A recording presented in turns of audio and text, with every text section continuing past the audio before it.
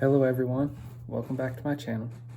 Today's video is going to be about sorcerers, probably one of my favorite classes to play. When you think spellcaster and you don't want to think complicated, play a sorcerer. But a sorcerer needs to be planned out a little bit as you go, because in the original 3rd edition rules, the spells you learned as you went can never be switched out. They changed that in 3.5, where after you gain a level you could switch out an older spell. And that's carried over into Pathfinder. But still, I'd rather plan out what spells I know in advance and what spells would be good. As a sorcerer of low level, so 1 through 5, which I'm creating, you do not want to pick any summoning spells.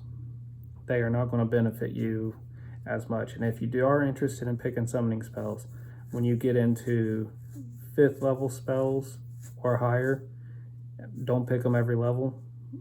Pick them every other level, because the higher level ones will give you access to the lower level creatures too, and usually at higher quantity. So the sorcerer's hit dice is a d6. The abilities that are important that I would concentrate on would be charisma, dex, and con. Charisma is your spell casting stats, so you're going to want that as high as possible. Your dex will allow you to do a lot of ranged attacks, so that'll keep you out of the melee. And con's obviously hit points. I'd be human, so my +2 would go into charisma. Feats I'd pick from 1st level to 5th level would be combat casting, so I get a better concentration save when I cast defensively. Spell focus and greater spell focus would be the next one, and spell penetration. And I'd pick the school of magic that I'm going to pick most of my spells from for spell focus, because that increases the save DC of those spells. So say if I was concentrating on lightning bolts and fireballs, then that's evocation. I'd want evocation as my spell focus, so that way the save DCs for those is a lot higher.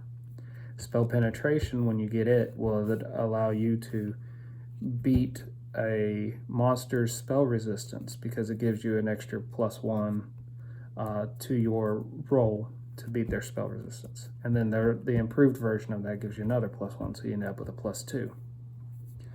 The bloodline is something that was, for a sorcerer, something that was added in Pathfinder. In 3rd edition and 3.5, a sorcerer got a familiar like a wizard. So they've taken that away and they've added bloodline. The bloodline will give you certain powers, access to certain skills, and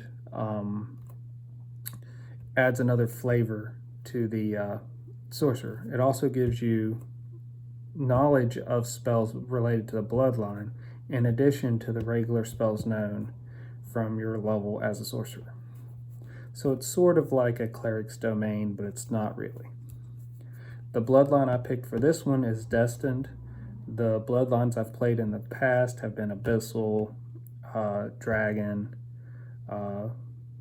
Magical, Fae. I haven't played all of them, but I've played most of the bloodlines, and they're all cool, they're all fun, and they all add a different flavor. So each time you pick one, it changes how your sorcerer is going to be and how you're going to play. So as a Destined bloodline, I gain knowledge history as a class skill.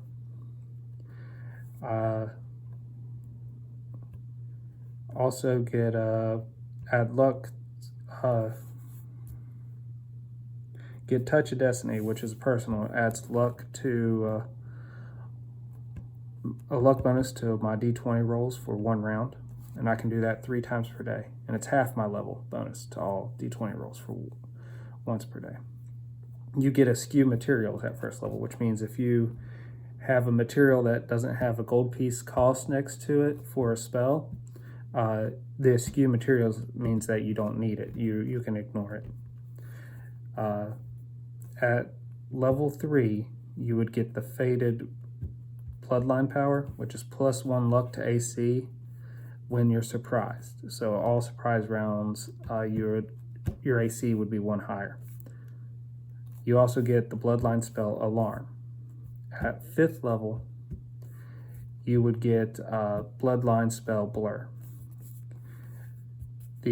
So taking into consideration, I am not going to pick Alarm or Blur at 1st level or when I get second level spells. So that way, those will be taken up by what I get for free, and then I'll have access to other interesting spells as we go.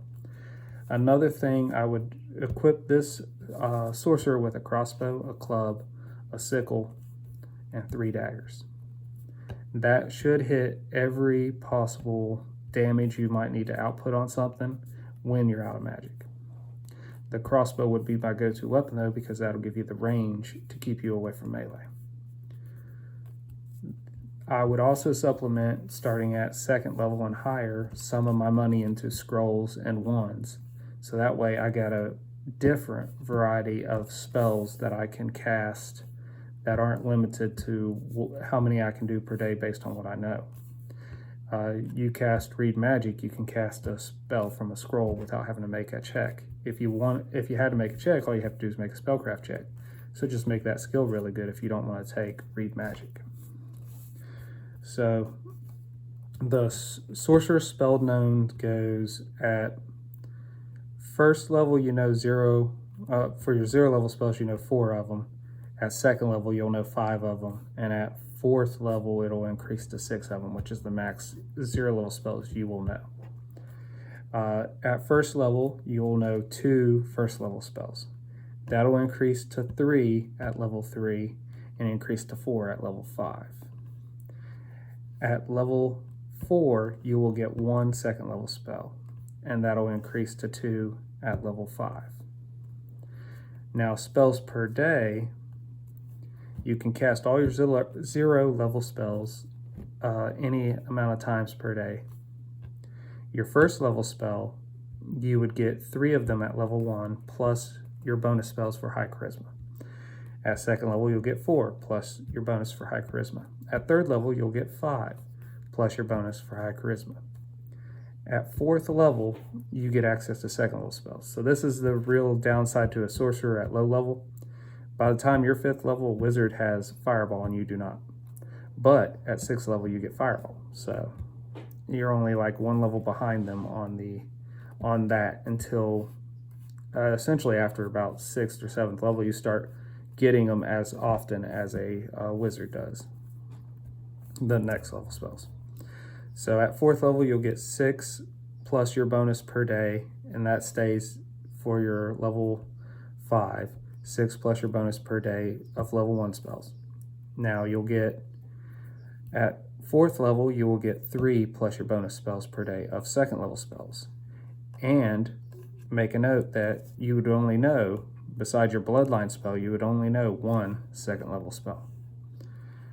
And then at level 5, you would only know 2, but you'd get 4 plus your bonus spells per day. The spells I would pick, 0 level spells I would pick would be light, because I'm human. I'd either want light or dancing lights. I don't want both, but light tends to be more useful the way I use it. Cast it on a coin or a rock, throw it down the corridor, drop it down a well, drop it down a ladder, and it'll light up stuff for you. You could cast light on the fletching of an arrow and shoot an arrow down a corridor. It won't reveal a whole lot, but it'll at least let you know if there's something in there and whether you should retreat or continue. I'd pick Ray of Frost as my 0 level spell that could damage regular creatures. From there, I'd pick Disrupt Undead, because no campaign that I've played in have you never encountered undead. You'll always fight undead, and undead at low levels is very common. From there, I'd pick Detect Magic and Read Magic, and Mage Hand would be my final spell. 5-pound telekinesis could always be useful, especially if you want to take a scroll off of an enemy or a dagger off of an enemy while they're not paying attention. There's a lot of deviousness you can use, especially if you've ever created an illusionist. My level 1 spell, I would start with Shield, because you need something to increase your AC always as a spellcaster. And then I'd take Shocking Grasp, because it does more damage than, say, Burning Hands. I would also take Magic Missile and Mount. And then my bloodline spell would be Alarm. Mount is very useful for travel. I was picking that as a travel spell.